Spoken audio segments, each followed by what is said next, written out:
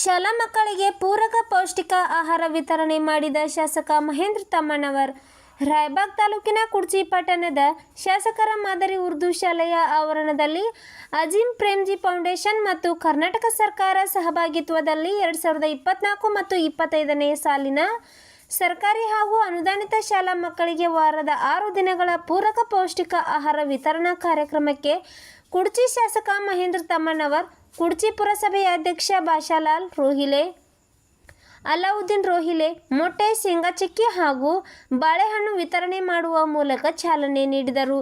ಕಾರ್ಯಕ್ರಮ ಉದ್ದೇಶಿಸಿ ರಾಯಬಾಗ ತಾಲೂಕಿನ ಮಧ್ಯಾಹ್ನ ಬಿಸಿ ಊಟದ ಅಧಿಕಾರಿ ಸುಭಾಷ್ ವಲ್ಲಾಪುರ್ ಮಾತನಾಡಿದರು. ಈ ಸಂದರ್ಭದಲ್ಲಿ ಸಿಆರ್ಪಿ ಇಕ್ಬಾಲ್ ಉಮರ್ ಖಾನ್, ಶಿಕ್ಷಕರಾದ ಎಂಎನ್ ಪಟೇಲ್, ಶಾಲಾ ಸುಧಾರಣಾ ಸಮಿತಿ ಅಧ್ಯಕ್ಷ ಜಹೂರ್ ರೋಹಿಲೆ, ಆಸಿಫ್ ಜಮಾದಾರ್, ಎಚ್ಎನ್ ಯಲ್ಲಟ್ಟಿ, ಜಿಎಸ್ ಮೇಲ್ಗಡೆ, ಎಸ್ಪಿ ಕಂಕನವಾಡಿ ಮತ್ತು ಇತರ ಶಿಕ್ಷಕರು, ಗುರುಮಾತೆಯರು, ಪುರಸಭೆ ಸದಸ್ಯರು, ಗ್ರಾಮ ಪಂಚಾಯಿತಿ ಸದಸ್ಯರು, ಶಾಲಾ ಮಕ್ಕಳು ಕಾರ್ಯಕ್ರಮದಲ್ಲಿ ಭಾಗಿಯಾಗಿದ್ದರು. ವಾರದಲ್ಲಿ ಅನ್ನ ಸಾಂಬಾರು ಮಾತ್ರ ಕೊಡ್ತಿದ್ರು. ಇದನ್ನ ಮನಗಂಡಿರ್ತಕ್ಕಂತ ಒಂದು ಸರ್ಕಾರ 2013ರಲ್ಲಿ ಹಾಲನ್ನು ಕೊಡ್ತಕ್ಕಂತ ಮಕ್ಕಳಲ್ಲಿ ಪೋಷಕಾಂಶಗಳ ಕೊರತೆ ಇರುವುದರಿಂದ ಆ ಪೋಷಕಾಂಶಗಳನ್ನು ಹೆಚ್ಚಿಸಬೇಕಂತಕ್ಕಂತ ನಿಟ್ಟಿನಲ್ಲಿ 2013ರಲ್ಲಿ ವಾರದಲ್ಲಿ 3 ದಿನ ಕ್ಷೀರಭಾಗ್ಯ ಯೋಜನೆಯನ್ನು ಅನುಷ್ಠಾನ ಮಾಡಿತ್ತು.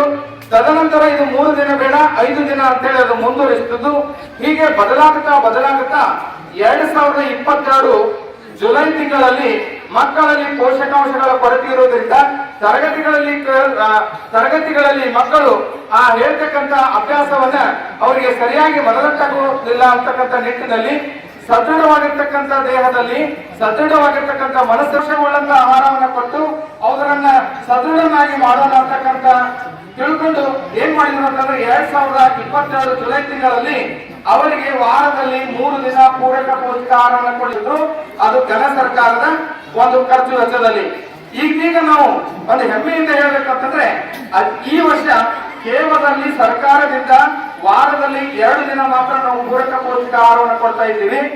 ಅಜೀಂ ಪ್ರೇಮ್ಜಿ ಫೌಂಡೇಶನ್ ಅವರು ಮುಂದಾಗಿ ಇದೇ ವರ್ಷ ಜುಲೈ ತಿಂಗಳಲ್ಲಿ ಸರ್ಕಾರದ ನಾನು 1500 ಕೋಟಿಗಳನ್ನ ಕೊಡ್ತೀನಿ, ಈ ವಾರದಲ್ಲಿ 2 ದಿನ ಬೇಡ ಅದು ಇನ್ನೊಂದು 4 ದಿನಗಳಿಗೆ ವಿಸ್ತಾರ ಮಾಡಂತೇಳಿ ಹೇಳಿದಾಗ ಅಧಿಕೃತವಾಗಿ ಇದೇ ತಿಂಗಳ 25ನೇ ತಾರೀಕಿನ ದಿನ ನಾವು ವಾರದಲ್ಲಿ ಇವತ್ತಿನಿಂದ ವಾರದಲ್ಲಿ 6 ದಿನಗಳ ಕಾಲ ಪೂರಕ ಪೌಷ್ಟಿಕ ಆಹಾರವನ್ನು ಮಕ್ಕಳಿಗೆ ಕೊಡ್ಲಿಕ್ಕೆ ಇವತ್ತು ಸನ್ಮಾನ್ಯ ಶಾಸಕರಿಂದ ನಾವು ಚಾಲನೆ ನೀಡ್ತಾ ಇದ್ದೀವಿ.